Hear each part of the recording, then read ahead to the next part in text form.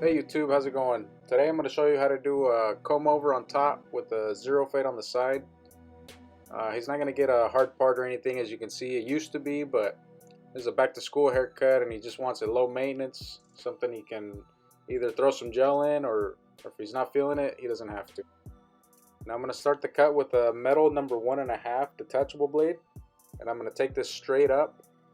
He used to have a hard part comb over, but he doesn't want that now. It's a back to school cut, so he wants something pretty low maintenance. As you can see, I'm maintaining a straight up movement all the way to the crown. I'm going a little bit diagonal right here because his hair's growing forward, but once you get to the top towards the crown, you wanna keep the straight up motion. You can see right on the back of the head there where the cowlick is, the little hairs that are sticking up. You don't want to worry about those yet. We're gonna get them with the clipper over comb in the next step. You see right here I jump to the front. I do that because I know where I started on the other side in the front. So this is my way of assuring that the fade is going to be the same height on both sides. Next I'm going to use the metal number 1 detachable. I'm going to go straight up with this movement, overlapping a little bit into the 1.5 from the previous step. This is going to be about a medium to high fade. Usually when parents bring the kids in, you know, back to school cut and all, they want their haircut to last them a few weeks. Notice as I work my way around the head how light of a shadow is being left behind. That's going to be so easy to get out with the plastic one in the next step. Now here I'm jumping in the front of the head again because I want to match my guide to the same height as I did on the other side. And then I'll match it to the guide in the back here. Here I'm continuing with the number 1 plastic now. I like to start with it closed a little bit, and if I need to go up higher, I open it as I go. I like to split the head up into about maybe 4 or 5 sections as I work my way around. I'll work on an area until I feel like the transition and the blend is looking nice, and then I'll work to the next section. This is the second section from the side of the head by the ear towards the back of the head. This would be about the second section. Now I'm going to use the triple lot. I'm going to go straight up with this movement. You always want to make sure and stretch the skin right here. You don't want to risk, you know, pulling some hair right here above the ear. They're very sensitive, especially the kids, so you don't want to apply much pressure right here with the machine. See, I'm tilting the machine slightly backwards. Right when it overlaps into the 1, you want to overlap maybe just a 1/4 of an inch or so, and that'll be very easy to blend with the wall senior. I went sideways with the machine right there above the ear, but I had a slight taper to it, so I was only using about maybe 1/3 of the blade there.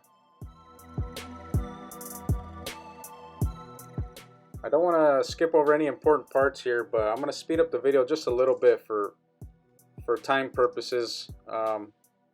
As you can see, I'm still maintaining the straight up movement.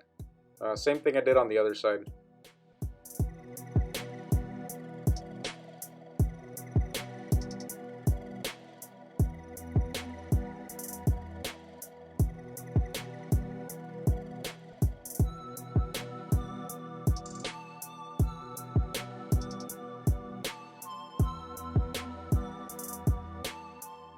Now I'm going to proceed to fading the triple lot into the number 1. I like to start with the machine a little bit closed and baby step your way up there until you hear it cutting. Notice how effortlessly this is fading once again. This is all due to that slight rocking motion at the top of the movement from the triple lot to the 1.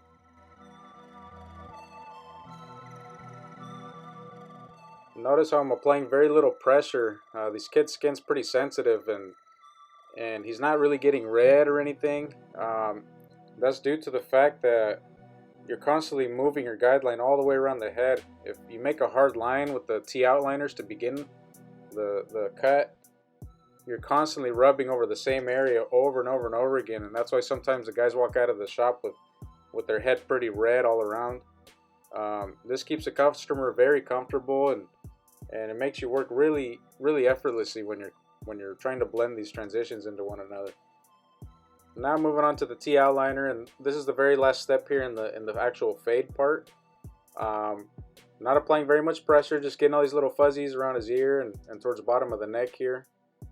You want them to tilt their head forward so it stretches the skin, and you have to apply very little pressure here. Once you get past the taper section here, then you lay the machine flat and get all these little hairs cut down.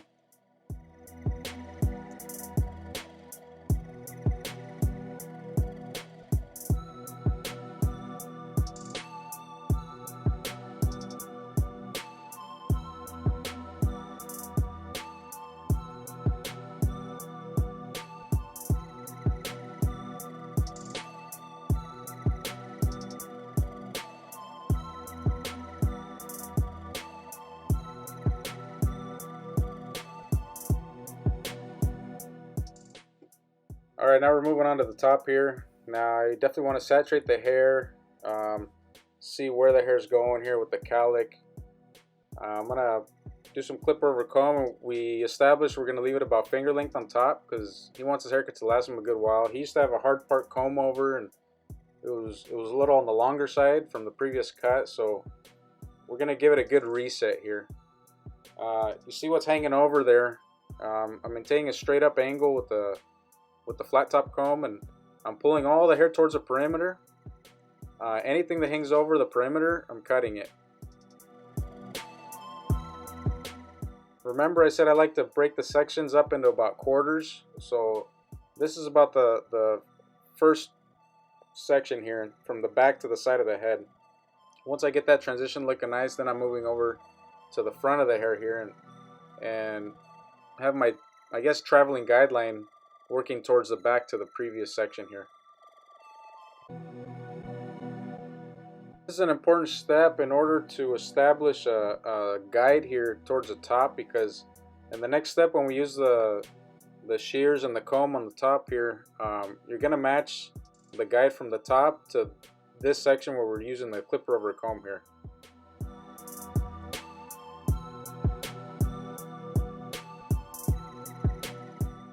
Anytime you're working with an aggressive cowlick, you always either want to leave it long enough so it lays down, or cut it short enough to where it's not sticking up. When they want their haircut to last them a good while, you usually got to take this on the shorter side, but this just allows for a nice smooth transition into the top. As you can see, I'm combing everything back, over directing it. Anything that hangs over, I'm making sure I cut it.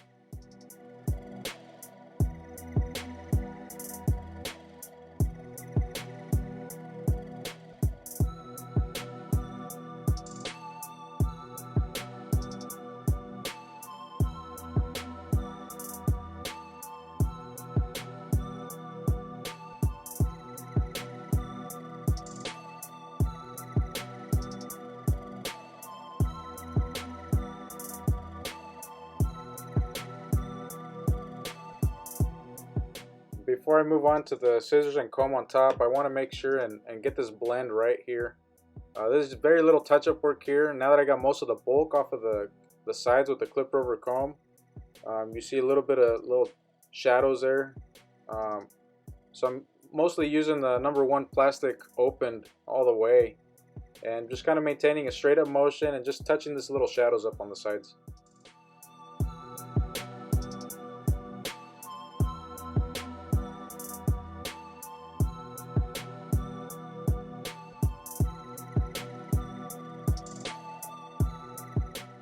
Okay, now his hair happens to lay down pretty well for being on the shorter side.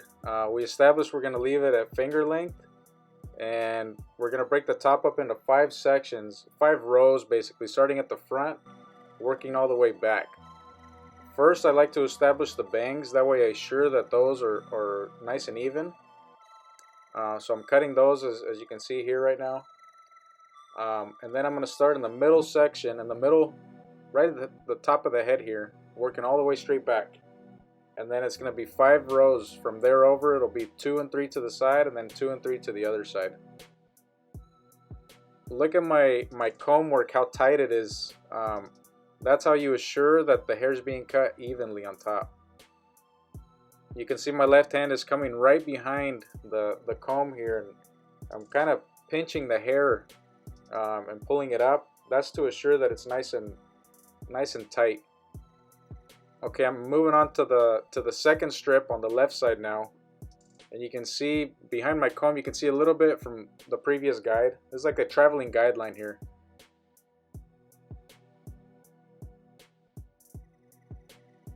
And I'm not really pulling it straight up. I'm pulling it away from his head, you know, because his head's round.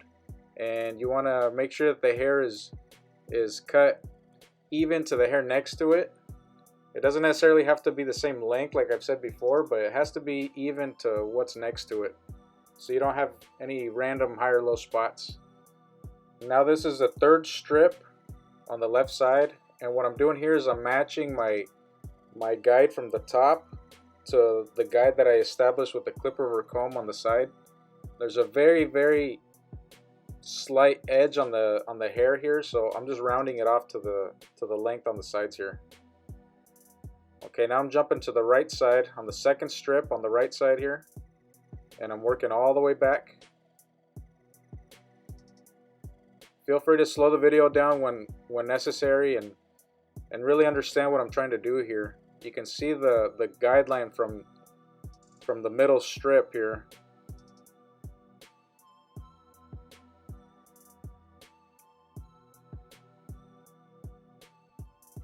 Now this is a third strip on the right hand side, and move it all the way back. You'll see just a very slight edge there, slight corner. We're just rounding that off once again.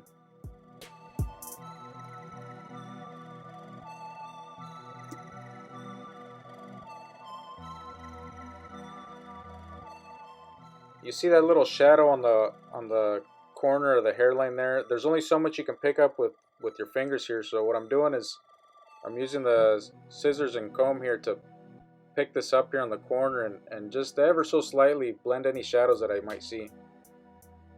This is what I like using instead of using the thinning shears.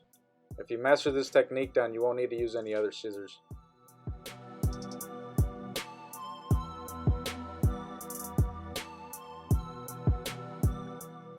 Now moving to the other side and checking my work again.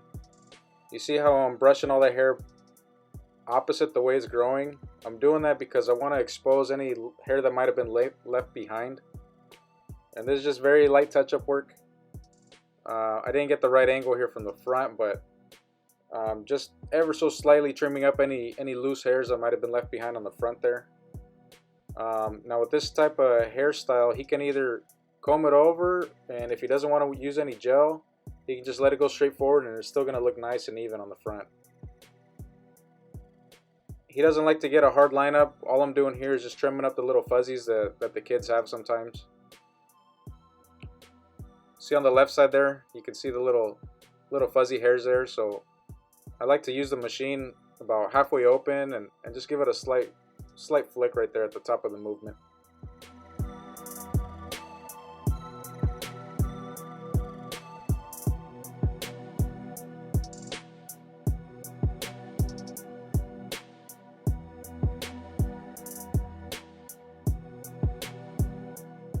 You always want to style your customer's hair a little bit. Sometimes they don't know how to apply the gel properly, or they don't know how to brush it, especially the little guys. So it's nice to just kind of show them what it's going to look like when they get home.